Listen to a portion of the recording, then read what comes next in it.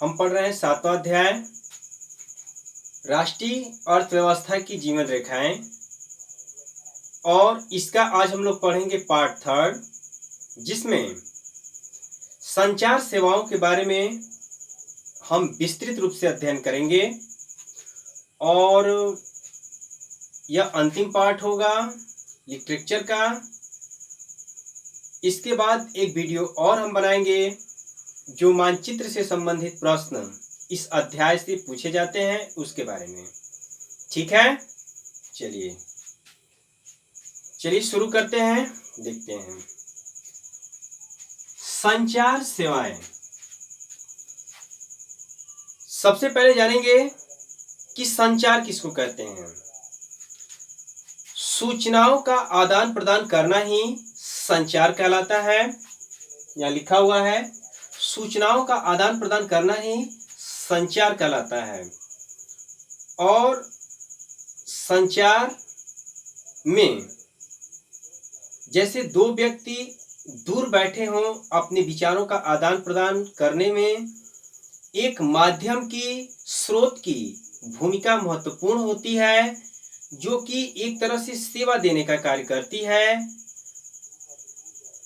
जैसे समाचार पत्र पत्रिकाएं, मोबाइल फोन, टेलीविजन, इंटरनेट सेवाएं आदि। तो इस संयुक्त प्रक्रम को ही हम संचार सेवाएं कहते हैं। यानी संचार प्रेषण में महत्वपूर्ण भूमिका निभाने वाले स्रोत कौन कौन से हैं उनके बारे में हम अध्ययन करेंगे। ठीक है, चलिए यहां देखते हैं। सबसे पहले संचार को मुख्य दो भागों में बांटा जा सकता है, निजी संचार और जनसंचार।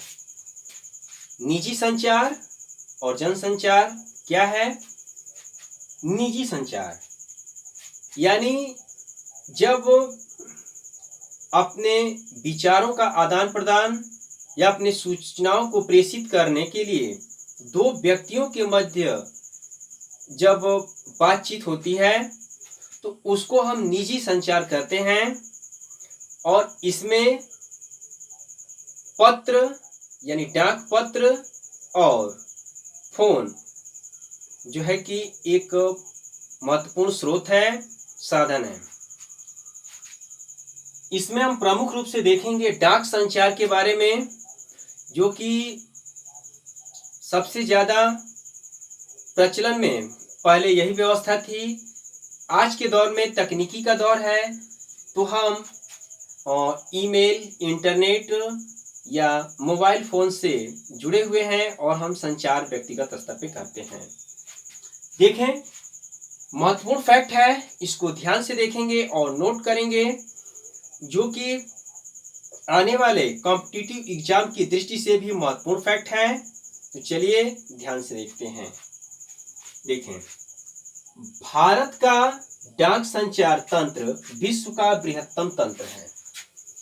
यानी भारत सर्वाधिक डाकघरों वाला देश कहलाता है, क्योंकि यहाँ की डाक प्रणाली विश्व की सबसे बड़ी विस्तृत प्रणालियों में से एक है। फिर देखेंगे कि भारतीय डाक नेटवर्क संचार और सूचना प्रौद्योगिकी, भारतीय डाक नेटवर्क संचार और सूचना प्रौद्योगिकी के अंतर्गत पोस्ट विभाग द्वारा संभाला जाता है। ठीक है, सूचना और प्रौद्योगिकी के अंतर्गत पोस्ट विभाग के द्वारा जो है इसको संभाला जाता है, जो डाक संचार व्यवस्था है उसको। फिर देखेंगे कि भारत में सर्वप्रथम डाक सेवा 1837 ईस्वी में आरंभ हुई तथा डाक विभाग की स्थापना 1854 ईस्वी में हुई। ध्यान देंगे कि सर्वप्रथम डाक सेवा शुरू की गई 1837 ईस्वी में। यानी जब ये सेवा शुरू की गई थी तो इसका उपयोग सिर्फ और सिर्फ ईस्ट इंडिया कंपनी के जो वर्कर थे, कर्मचारी थे, वही करते थे। अन्य लोगों तक इस सेवा को रोक दिया गया था इसको बहाल नहीं किया गया था। लेकिन जब डाक विभाग की स्थापना 1854 में हुई तो जन सामान्य के लिए भी यह सेवा प्रोवाइड कर दी गई, लोगों तक इस सेवा को पहुंचा दिया गया और वो इसका लाभ लेने लगे। ठीक है, तो ये थोड़ा सा इसमें डिफरेंस है, इसको ध्यान देंगे। फिर देखेंगे कि प्रथम हवाई डाक सेवा 18 फरवरी 1911 को इलाहाबाद से नैनी तक हुई थी, प्रथम हवाई डाक सेवा। आगे देखते हैं जनसंचार। जनसंचार यानी जब संचार या सूचनाओं का प्रेषण जन समुदाय के मध्य होता है, जिसमें किसी राष्ट्रीय कार्यक्रम, नीतियों या राष्ट्रीय अंतर्राष्ट्रीय स्तर की घटनाओं को लोगों तक पहुंचाया जाता है, जिससे वो जागरूक होते हैं और वो अपने वर्तमान में क्या चल रहा है इसको समझ सकते हैं, समझते हैं, विकल्प निकालते हैं। तो उसी को हम जनसंचार कहते हैं। और जनसंचार में प्रमुख रूप से जो माध्यम है, समाचार पत्र पत्रिकाएं, यहाँ पे सब नोट है, समाचार पत्र पत्रिकाएं, रेडियो, टेलीविजन, कंप्यूटर, इंटरनेट सेवाएं आदि। तो ये सब जनसंचार के माध्यम हैं। इसमें मीडिया का रोल महत्वपूर्ण होता है। मीडिया जो हमारे जो भी घटनाक्रम है उसको न्यूज के माध्यम से दिखाने का कार्य करते हैं। ठीक है, इसमें फिर देखें कि फिल्में हैं जो कि हमारा मनोरंजन करती हैं और मनोरंजन करने के साथ साथ हमें शिक्षाप्रद जानकारियां भी मिलती हैं, जिससे हम अपने भविष्य में कुछ करने के लिए कुछ सीख लेते हैं, कुछ सीखते हैं, है ना। तो ये चीजें हैं जो कि जनसंचार के माध्यम है। आगे देखेंगे कि भारत का प्रथम समाचार पत्र, फैक्ट है, ध्यान देंगे, भारत का प्रथम समाचार पत्र बंगाल गजट था, जिसके संस्थापक जे.के. हिक्की या जेम्स हिक्की कहा जाता है। ठीक है, ये संस्थापक थे, संपादक थे इसके।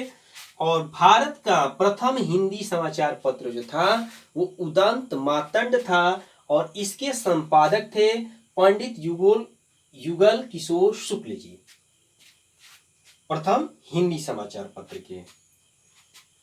नेक्स्ट देखेंगे कि पहली बार रेडियो का प्रसारण 1927 ईस्वी में आरंभ हुआ।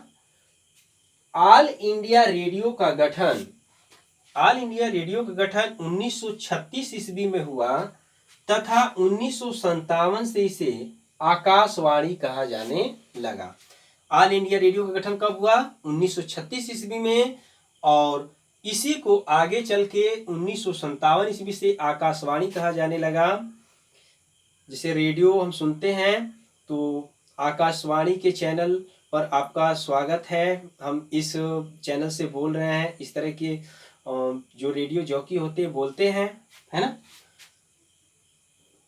टेलीविजन के बारे में देखेंगे कि टेलीविजन की शुरुआत 15 सितंबर 1959 ईस्वी में दिल्ली में हुई तथा 1982 ईस्वी से दूरदर्शन पर राष्ट्रीय प्रसारण शुरू हुआ। यानी दिल्ली में इसकी शुरुआत की गई 15 सितंबर 1959 ईस्वी को और राष्ट्रीय कार्यक्रमों का प्रसारण किया गया, यानी रंगीन कार्यक्रमों का प्रसारण किया गया 1982 ईस्वी से। तो ये भी फैक्ट है, इसको भी आप ध्यान रखेंगे। फिर देखेंगे कि टेलीफोन सेवा, जो टेलीफोन सेवा है इसकी शुरुआत 1981-82 में कोलकाता में हुई थी। यानी कोलकाता में सबसे पहले टेलीफोन सेवा को शुरू किया गया था 1981 और 82 ईस्वी में। ठीक है, तो ये महत्वपूर्ण फैक्ट है, इसको आप नोट कर लेंगे, इसका एक स्क्रीनशॉट ले लेंगे और इसको याद करेंगे अपने भविष्य में तैयारी के लिए भी। चलिए फिर देखते हैं कि संचार साधनों का महत्व। संचार साधनों का महत्व ऐसे ही दृष्टिगत होता है कि ये हमारा मनोरंजन करने के साथ साथ ज्ञानवर्धक जानकारियां हम तक पहुंचाते हैं, जिससे हमारा मानसिक बौद्धिक विकास होता है और हम अपना भविष्य तय करते हैं। इसके साथ साथ वैज्ञानिक तकनीकी विकास होता है, ज्ञान का विकास होता है, ठीक है। और महत्वपूर्ण यह कि जो उपग्रह हैं, जो कृत्रिम उपग्रह है, मानव द्वारा निर्मित उपग्रह है, इसके थ्रू हमको मौसम का पूर्वानुमान लग जाता है।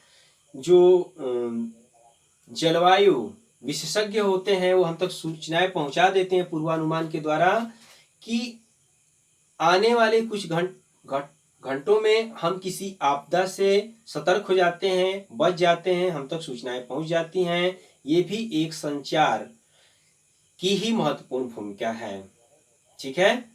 तो ये इसके महत्व है और इसके महत्व को हम ऐसे ही सीधे तौर से समझ सकते हैं कि हम आज दूर हैं तभी भी दुनिया से दूर नहीं हैं। हम कहीं भी बैठे हों, देश दुनिया की हर खबर को मिनटों में जान सकते हैं और हम तक पहुंच जाती हैं। चलिए फिर आगे देखते हैं। इसमें कुछ अर्थव्यवस्था के भी यानी अर्थशास्त्र के भी टॉपिक हैं, जहां से इस अध्याय से प्रश्न नहीं आने की संभावना है 9 के बराबर है, लेकिन इसको हम अर्थशास्त्र में पढ़ेंगे। अर्थशास्त्र का एक पूरा चैप्टर है कि वैश्वीकरण और भारतीय अर्थव्यवस्था, जिसमें हम इसके बारे में अध्ययन विस्तृत रूप से करेंगे। थोड़ा थोड़ा इसके बारे में हम बता देते हैं, जितना कि आपके बुक में दिया है, जितना आपको जानना जरूरी है बेसिकली। देखिए सबसे पहले देखते हैं अंतर्राष्ट्रीय व्यापार क्या कहलाता है।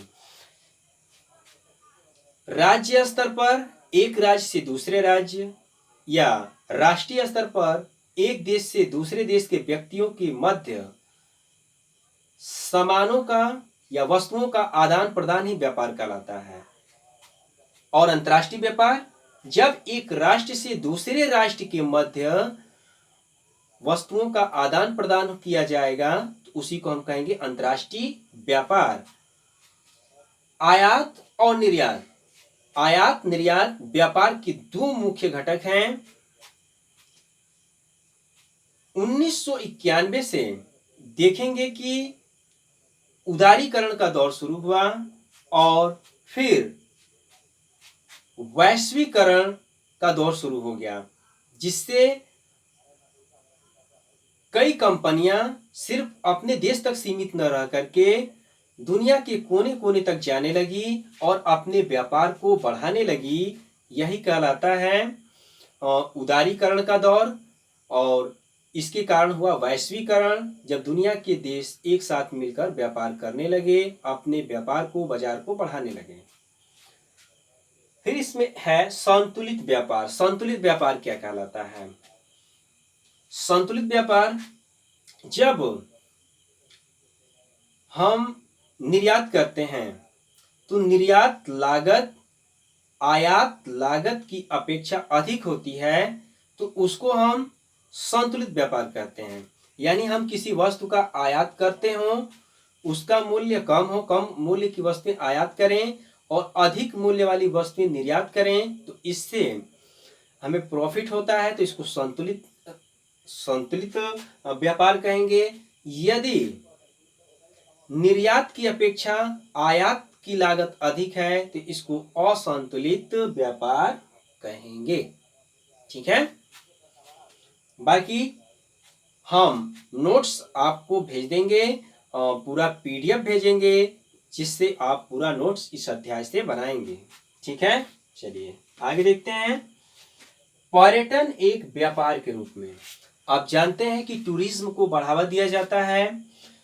ऐसे स्थल जिनका ऐतिहासिक महत्व रहा हो, यानी ऐतिहासिक स्थल जिसका धार्मिक सांस्कृतिक महत्व रहा हो, ऐसी पृष्ठभूमि, ऐसे क्षेत्र को डेवलप किया जाता है जिसको देखने के लिए दुनिया के कोने कोने से लोग आते हैं और हमारे देश में आते हैं। तो हमारे देश का उत्पाद खरीदते हैं या घूमते हैं, घूमने पे खर्च करते हैं तो विदेशी मुद्रा हमारे देश में आती है।